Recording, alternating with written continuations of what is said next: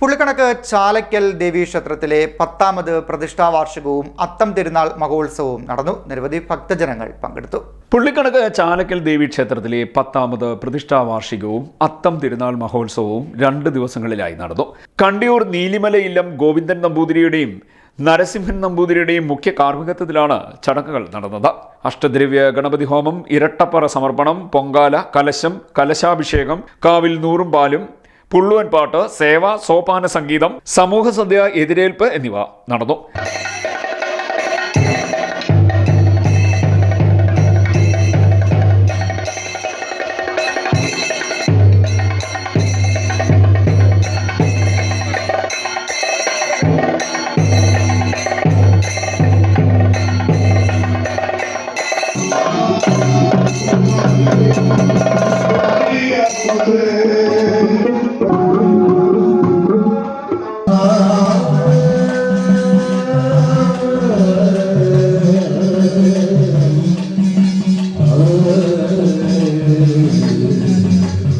Kanjirappally Amala communication അവതരിപ്പിച്ച ശാന്തം എന്ന നാടകവും അരങ്ങേറി.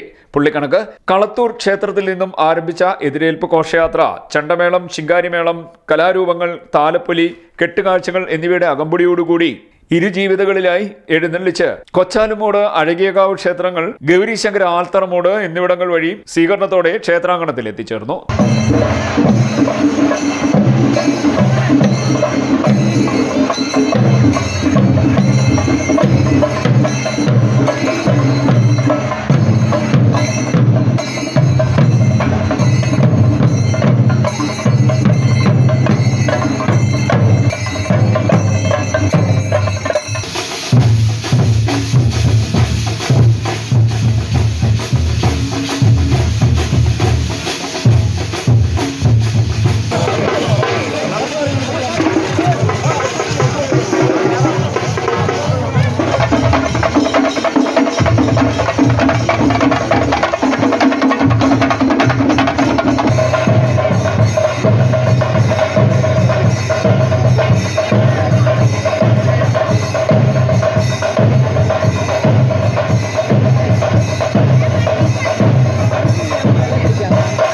തുടർന്ന് ദീപാരാധന, ദീപക്കാഴ്ച എന്നിവ നടന്നു. നേർച്ചക്കമ്പത്തോടെ ഉത്സവം സമാപിച്ചു. നിരവധി ഭക്തജനങ്ങൾ പങ്കെടുത്തു. ക്ഷേത്ര ഭാരവാഹികൾ നേതൃത്വം നൽകി.